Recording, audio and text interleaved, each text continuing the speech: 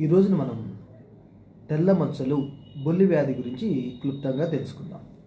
ఆయుర్వేదంలో తెల్ల మచ్చల్ని స్విత్రము అనే పేరుతో పిలుస్తారు. ఈ వ్యాధి కారణం శరీరంలో ఉన్న మెలనిన్ పిగ్మెంట్ తగ్గిపోవడం అని చెప్తారు.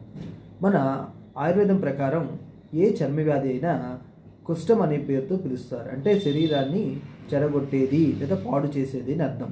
ఈ కుష్ఠానికి ముఖ్యంగా విరుద్ధ ఆహారము అంటే సరైన ఆహారం తినకపోవటం, పాలు, పెరుగు, చేపలు, లేదా బిర్యానీ, కూల్ డ్రింక్స్ ఇట్లాంటివి తినటం వల్ల చర్మము, లసిక, రక్తము, మాంసము చెడిపోయి మనకి చర్మ వ్యాధులు వస్తాయి.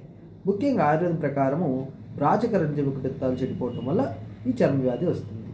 ఈ వ్యాధిలో చికిత్స ముఖ్యంగా శోధనము అంటే విరేచన కర్మ లాంటి, రక్తమోక్షణము అంటే శరీర రక్తాన్ని బయటికి పంపించడం, అదే కన్నా సవీర్ణీకరణము అంటే రంగును కలిగించే చికిత్స చేయాలి శరీరానికి. దీనికోసం మనకి ఆయుర్వేదంలో బాకూచి, దాన్ని బావంచాలు అంటారు. ఈ బాకూచి చూర్ణాన్ని గోమూత్రంతో కలిపి చర్మం మీద రాసుకోవటం వల్ల అద్భుతమైన ఫలితాలు ఉంటాయి.